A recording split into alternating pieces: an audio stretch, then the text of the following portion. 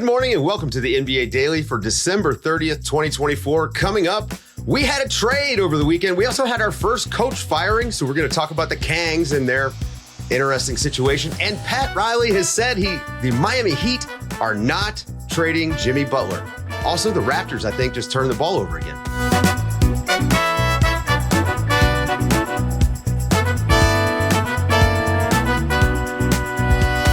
Good morning, everybody. Welcome back. We're back from our little break. A little bit of a programming note. We are going to be off for New Year's Day. That way, S and I can, have personal lives for one holiday night of the year. Champagne or something. Yeah, it's going to be nice. Yeah. But man, we appreciate you guys sticking around during the break. Hope everybody had a great holiday and got some rest. I know it's tough because the kids were out for like 2 weeks. My gym has been packed with kids everywhere, guys. It's been, damn. You know what? All right, let's jump into the news because we got too much to hit. Guys, we have had a trade. The Los Angeles Lakers taking a swing to try to fix what I think is a team that's pretty good and fix some of the problems that they've got. And they made a big move. They go out and get a 3-and-D wing in Dorian Finney-Smith. They also pick up Shake Milton, who can help their guard rotation a little bit. And they only had to send out D'Angelo Russell, Maxwell Lewis, and 3 second-round picks. So they got to keep the first rounder. So the powder's a little bit dry. Yep. Zena, look, I want to start with the Lakers side of this because this is a move for a team that's trying to win. What do you think about getting Dorian Finney-Smith out there? 3-and-D guy. I mean, they needed him. I love this for the Lakers. This is a significant upgrade to their defense. He's a sturdier, he being Dorian Finney-Smith is a sturdier defender. And I like this alongside Max Christie, who has kind of emerged as a great defender, an agile defender. He's a little bit smaller than Dorian Finney-Smith, so expect him to kind of be on the more agile assignments on the other side of the ball. And then Dorian Finney-Smith can match up against those bigger assignments. But then I also like the fact that Dorian Finney-Smith is not a bad shooter. And when you think about LeBron James penetrating in the middle of the paint or setting up a 2-man game with him and AD, being able to have a reliable 36% shooter like Finney-Smith is on the outside to kick to, nice upgrade for them.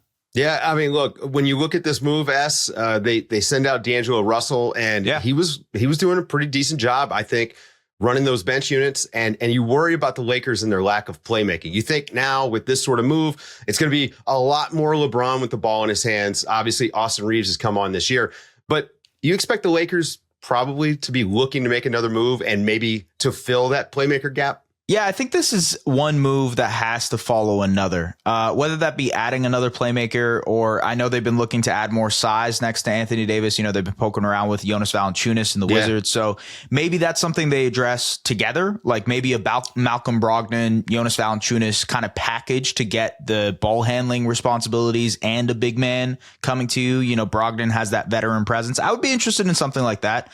For what it's worth, I think from the Lakers perspective, when you have a player like Austin Reeves that is stepping up the way that he has, I thought he's been great as a pick and roll ball handler. He had that game winner against the Warriors on Christmas Day. Had the game winner against the Warriors, had 16 assists the other night. So I think he's really stepping into his own this year. And so maybe shifting away from D'Angelo Russell, you're now giving more opportunity to Reeves to really blossom and stretch his legs. So I think the Lakers are in a position to really take another step here. They're a game and a half away from fourth in the West, which is crazy to say because it feels like they haven't been that good or good enough to do that. They haven't been consistent on both sides of the ball, right? And Zena, we've talked about this a lot with Jovan. I mean, basically been an ongoing theme for them this season. It's when the defense is good, the offense is doing nothing. And they had that stretch to start of the year where the offense looks so much better.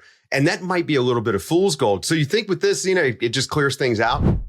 I think that, and I also think that, we're not talking about the other part of this trade. And I know it's a little bit less of a star power type of name, but Shake Milton used to be a Shake and Baker with the Philadelphia 76ers. He can create. I specifically remember that. Sometimes I see Tyrese Maxey's moves and I'm like, wait, is that Shake still in Philadelphia? Like he can create for himself. And so that adds a little bit of depth, which is something that the Lakers have desperately needed, especially offensively. But yeah, I agree with what S says. I think this is a move that is going to kind of catapult to the next move, like a little domino effect here, to hopefully get some more creation to go alongside an aging LeBron James, an aging and Anthony Davis, who, yes, still in his prime and in his peak, but definitely coming off the other end in terms of like injuries that he's been sustaining this season. I'm glad you mentioned aging because happy birthday, LeBron. Turns 40 today. All right. Nice reminder. Happy birthday, LeBron. On the fly there. Look, for the Nets part of this, they're ready to tank. They may have to trade their coach, Jordi Fernandez. I mean, are they? He is just coaching these guys up a storm. Every time they make a move, a guy gets hurt, they just are in these games. You know, they play Orlando super tough. They lose on a Cole Anthony game winner. But okay, well, if we're talking about coaching, Jamal Mosley, yes, he willing that game was a great coaching matchup. Yeah. You have to pull Jamal Mosley off the court. I mean, no Paulo Banchero, no Franz Wagner. Jalen Suggs gets hurt again. Yeah, it's incredible to watch the Magic just will it out. But yeah, to your point, Jordi Fernandez, also very good coach. Also helps when you got my guy Goga out there putting up 19 and 11. All right, let's move to a much sadder situation than either of those teams. The Nets have some clarity. The Kings, the Sacramento Kings parted ways with former coach Mike Brown Friday, just minutes after he met with the media, right before he was about to head to the airport to go face the Lakers. They were 13 and 18 with Mike Brown this season. Then they lost Saturday to the Lakers, so they're now 13 and 19. As things are not going great, Doug Christie is going to be the interim coach, and maybe that's the move that they wind up doing permanently. But I don't know. It's never a good sign to be the first team to fire your coach. It's the first domino in everything else falling apart for the Sacramento Kings. That's what this Mike Brown firing is. It's only delaying the inevitable when it comes to De'Aaron Fox asking out, when it comes to them changing their roster, when it comes to them eventually potentially trading Domantas Sabonis and just completely restarting. It's just delaying the inevitable because ultimately this team is deeply flawed. They have a lot of one-way players, one-dimensional players, guys who operate in similar areas of the floor with De'Aaron Fox and DeMar DeRozan. And so what is the easiest way to scapegoat all of those issues? The coach. And often in professional sports, it always ends up being the coach. So it's just part of the way sports works nowadays. You know, front office members don't want to put the blame on the roster construction. Right. And then players, you can't be blaming players who make $50 million a year. It's very easy to blame it all on the coach. Would Mike Brown have changed this team or any other coach change the results for this team? I'm skeptical of that. Yeah. Again, it's few and far between the coaches that actually make a huge difference. And I'm not saying that Mike Brown doesn't, but Zena, we're 2 years removed from him winning Coach of the Year. Yeah. And John Hollinger wrote about this at The Athletic. He makes a great point. Defying expectations, being the surprise team wins you Coach of the Year. But you know what else it does, Zena? It kind of puts you in this position where now, what do you do for the encore? And they had what many saw as a disappointing follow-up season. You know, they weren't lighting the beam nearly as much last year. Obviously, the playoffs has not gone well for them. And then to start out like this, the West is tough, though. Zena, what else could they have done? When you say they, who do you mean? Mike Brown or the Kings? Mike Brown and the coaching staff. You know, like I just don't know what you can do there. I look at Mike Brown, and I don't know what else he could have done without more time. I mean, this is a coach that led the team to their first playoff appearance in 16 years. Crazy. That's not to be shied away from. And you need more time, especially when you consider the context in which you're playing, which is the Western Conference that's been retooling and rebuilding and just getting bigger and better and better because there's a team a little bit south to South Sacramento that's been setting the standard in the NBA for winning championships. And so, I'm looking at Mike Brown. I feel bad. I mean, sure, his money's guaranteed. Shout out to his 3-year extension last year. Yeah, De'Aaron Fox made sure to mention that, right? Yeah. Sure. But the way that this happened, the abruptness with it happened, you heard what Mike Malone had to say about his firing, what he had to say about, Coach Brown's firing. Yeah. This is also setting a standard for what coach wants to come to Sacramento next. Who wants to be treated that way, right? Point. And so the sensitivity that was lacking in this whole decision just, I think, showcases a larger situation between the organization, the front office, and all the way down to coaching, to the players, to the philosophies across this entire organization. Yeah, and there's tons more reporting to come out of this situation, obviously, and with De'Aaron Fox possibly asking out. So go and follow Sam Amick and Anthony Slater over at The Athletic. They're going to have this covered. We're going to get Sam on the show, hopefully, in the next couple of days to break down the behind-the-scenes stuff. Speaking of front offices and star players and possible trades, guys, the Jimmy Butler saga, is it over? Pat Riley came out last week and said the Miami Heat are not trading Jimmy Butler. Now that smells like leverage to me, but until they trade Jimmy Butler, they will not trade Jimmy Butler. They're not. Yeah. So listen, Butler's been out. He's had an illness. He did, he did post about the Tyler Hero and Amen Thompson dust up in that Rockets. Who couldn't? Yes, he did make a post on social media about it. In addition to some workout videos. And so Zena, usually when guys are out and they start posting videos, ramping up to come back, it means they're coming back and he's going to make this push. And should we just expect Jimmy Butler to wear new hair colors to let us know that there's more teams on the list? Like, what are we looking for here with Jimmy and his comeback? Definitely a factor of, do I want to be here? Because remember, the rumors were that Jimmy Butler asked out, wanted a trade from the team. And then Pat Riley, in a very uncharacteristic move, made a very clear declaration that, no, we are committed to Jimmy Butler, but we haven't asked, is Jimmy Butler committed to the Heat? How rare is that? So that's very rare. And so now it's just going to be a matter of, let's see how he's committed through the level of his play, how he continues to play, not only for himself, but for his team. I think that what happened with Pat Riley is very strategic. Being able to come out and say, we are not trading Jimmy Butler, even though his player just recently had rumors saying that he wanted out. I think it does three things. One, increases his trade value.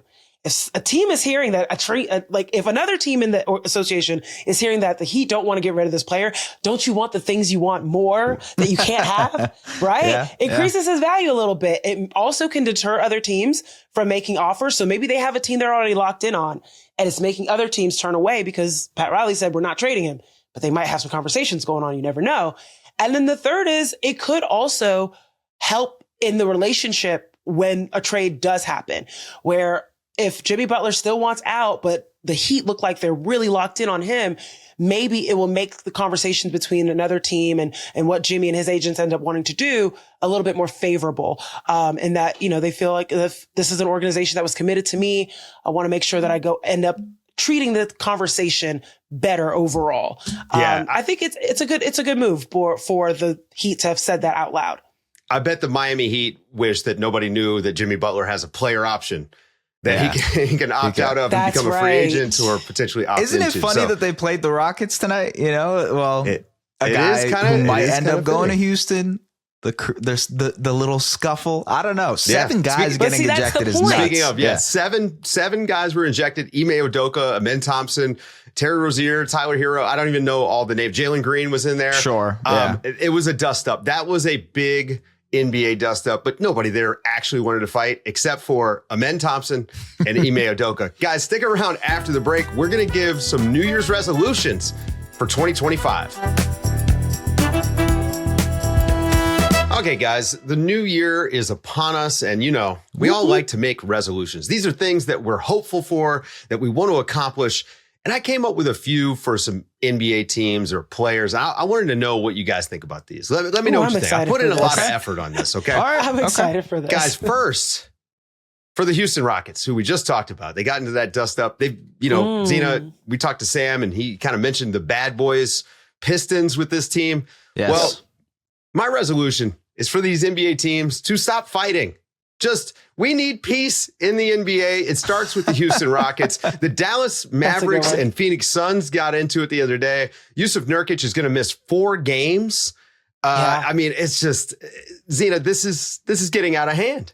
It's getting to be a mess. And, that's not why people want the ratings to go back up, but not necessarily in this way.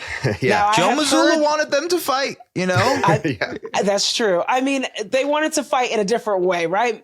Metaphorically on the basketball court. But I'm trying to tell you, a lot of people have said they've missed the 90s version of basketball, right? And the bad boy Pistons being reincarnated in the form of the bad boy Rockets wasn't exactly on everyone's bingo card this year.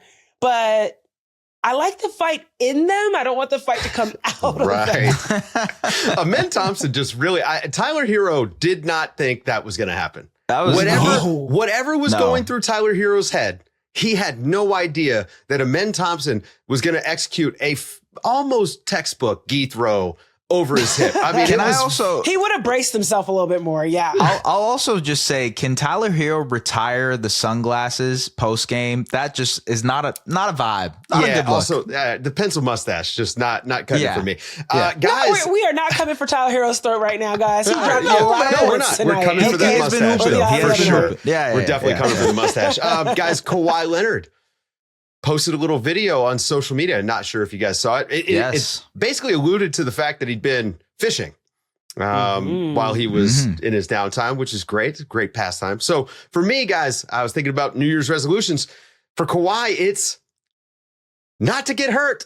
Please. That's always a great resolution. Don't get hurt. The Clippers have been such a great story. They've been so good, and they're missing a guy like Kawhi Leonard, and if he can come in and give them that extra scoring punch, if he's at 23 a game, and now you've got Norm Powell who's playing like at the starting level 2 guard. You've got James Harden. We know what he's done all year.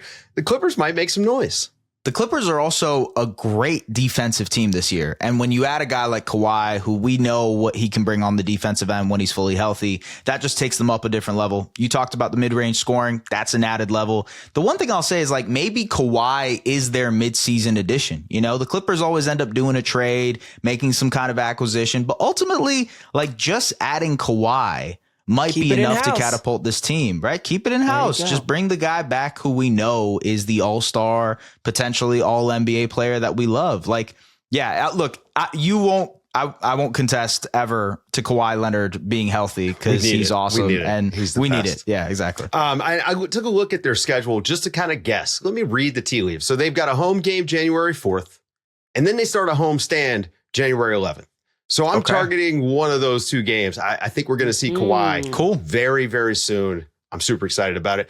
On Sunday, we got what could be a Western Conference Finals preview. We got the Oklahoma City Thunder and the Memphis Grizzlies. Now, the Grizzlies, they're a little banged up, but you saw some things in this game. I actually, my New Year's resolution, guys, I need to see a playoff series between the Thunder and the Grizzlies. This is going to be an epic playoff series if we can get it.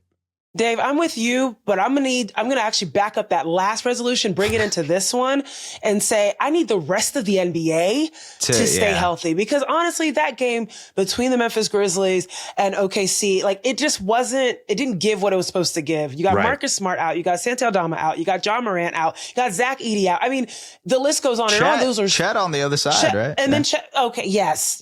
Chet on the other side, but period. Between the 2 teams, just not the full strength matchup that you want to see. So by the time that these 2 could potentially match up in the playoffs, I like that resolution. Let's keep the other one too. Stay healthy, everyone. When you think about this matchup and you think about them at full health, and with the disruptive nature of Oklahoma City's defense, I mean, as Andrew Schlecht has pointed out numerous times, probably the most disruptive defense in NBA history.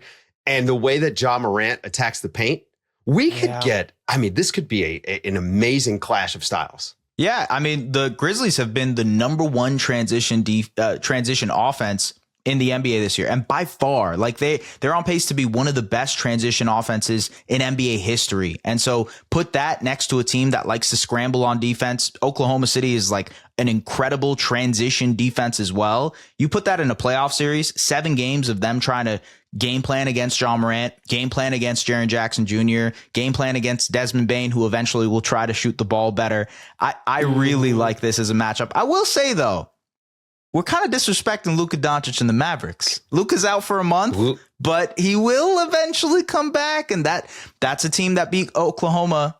I'm just saying. I'm just putting it out there. I just want to push to the finish in the regular season. Look, and I will say this until I'm blue in the face. This has been one of the most compelling and fun basketball seasons since I've started doing this job. I started doing this in 2016. The games are great every single night. And like you said, there's so many guys that are out right now that we're not even seeing these matchups at full strength. So hopefully, let's just spread some health around everywhere. The NBA for the next few weeks. Santa took them from us. Christmas Day was terrible. It was not good. I mean, we Luka, got Aaron Gordon, Anthony Davis. I was like, Santa, what are you doing? Yeah, it was tough. It was tough. Guys, stick around after the break. We're going to do our first award season check-in now that we're in the new year.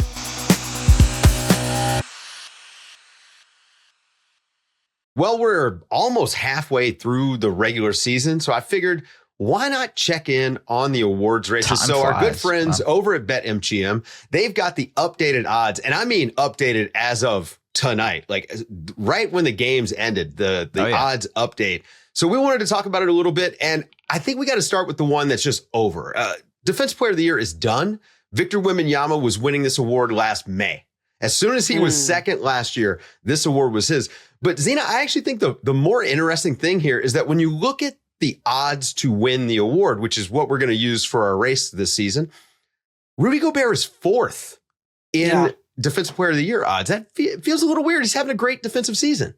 And it's interesting that we're talking about this the morning after the Spurs just played against the Timberwolves, and Rudy did pretty well against Victor Wembanyama, especially in that first half, made things really difficult for him at the basket. When you look at the numbers, like, Rudy's been Rudy. I think that there's not been any crazy upside to his game in terms of his defensive ability. He's blocking shots that he's supposed to, but like not any abnormal numbers. And I think that that's what gives Victor Wembanyama the edge. What's interesting though is Evan Mobley and Jaren Jackson finding their way between the two of them in terms of their ability to impact the game defensively. Very interesting. Now, I'm not going to be a homer, but I'm not going to lie. I would have preferred to see a Draymond Green somewhere in that 1 through 4. Well, he should have more than the one that he has, by the way. Agreed. Absolutely. But particularly this season, I mean, the amount of times that he at 6'9", not even barely, is having to play these bigger centers and fours, playing all over the court. I've definitely imagined him to be a little bit higher than where he is, right under Rudy Gobert. Yeah. Again, Wemby is going to run away with this award for a long time. He just alters every shot the second that he is on the court. Yeah, it's unreal. People are terrified of him. That's the way. It's incredible. Yeah. Rookie of the Year, guys. This is the award that apparently no one wants to win or can win. It's been such a weird season for Rookie of the Year. Zach Edey right now, if it ended today, he is the runaway favorite to win Rookie of the Year. And, like we just had to do the whole thing. How many games has he played? Yeah, he's played 20 games. So he's missed 10 with that ankle injury. And I think that's part of it. He hasn't really necessarily played or flashed that much brilliance. He had a great game against the Raptors where he just absolutely dominated. He's had a few really, really dominant games, especially against teams that are smaller. He just can impose his size and dominate that way. I don't know. This Rookie of the Year race is kind of mid to me. I think there's been a lot of really talented players who will end up being role players. Like Zach Risache is doing his thing and he's going to figure it out. Alex Sarr in Washington will do well. Dalton Connect, we've talked about on this pod a bunch. But I still feel, and Yves Missi, by the way, another guy I would have to mention, Pelicans big. Pretty sure he's leading the league in screen assists as a rookie. Incredible. That's incredible. That's an incredible stat. But nobody is popping off of the page. Jared McCain was, but then he got hurt. And so now this conversation has changed. I feel like Jalen Wells might be a better candidate than Zach Edey because he's been starting and dominating, but it's tough to say who really is Rookie of the Year. And who, to your point, who wants it, Yeah, well, Stephen Castle is moving up the list. He's second right now. Okay, that's my choice. Victor Wembanyama is helping him out. Absolutely. Chris Paul is helping him out, playing alongside a veteran guard that way. Stephen Castle has been playing like a vet in the way that he's been attacking these defenses and really, I think, elevating and giving like another layer to the offensive game for the Spurs. But Zach Edey, I think it's also an eye test. Who, from an imposing perspective, just like makes the game look so much difficult on an offensive perspective. From a defensive perspective, if you are playing in the pick and roll and you've got a guy, Ja Morant, and then Zach Edey is rolling off the pick, I mean, that's what can I say? Canadians. He's one of those guys that makes everybody else on the court look small. Yes. Teeny. Every single guy. It's like Yao Ming 2.0 out there. He's so big. Exactly. All right. And guys, look, the race that is really heating up is the MVP race. And I'm telling you, the odds updated after OKC beat the Grizzlies to move Shai Gilgeous-Alexander into the pole position in the race for MVP. He is just ahead of Nikola Jokic. And then you've got Giannis in third, Jason Tatum in fourth, Victor Wembanyama is in fifth. Now, when you think about it, this is funny because he's probably going to be the defensive player of the year. We know the impact he has there.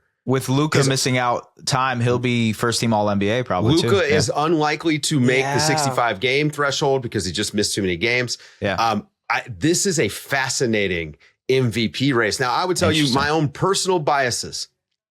MVP, top 2 teams in the East or West. That's where I'm looking. And I usually am going to try to take the best player from one of those teams. So to me, Shai Gilgeous-Alexander is the front runner for MVP. I think this is exactly right. Shout out to BetMGM. Good job. And do you guys disagree? I agree completely. Okay. And I think if you look at SGA's last couple of games, I mean, he dropped 41 against Washington, 45 against Indiana, had 36 tonight. He's been on an absolute tear. The Thunder have won 11 in a row. They've been dominating and doing it without Chet Holmgren. J-Dub has struggled recently, and they've leaned on Shai to be that guy for them. Yeah. So when you weigh the whole, like wins, domination, leading your team to W's versus what Jokic is doing, which is like a marvel in itself, right? Like he's doing everything for the Nuggets, leading them, trying to get them to wins, but the team isn't just getting it done. How do you weigh that?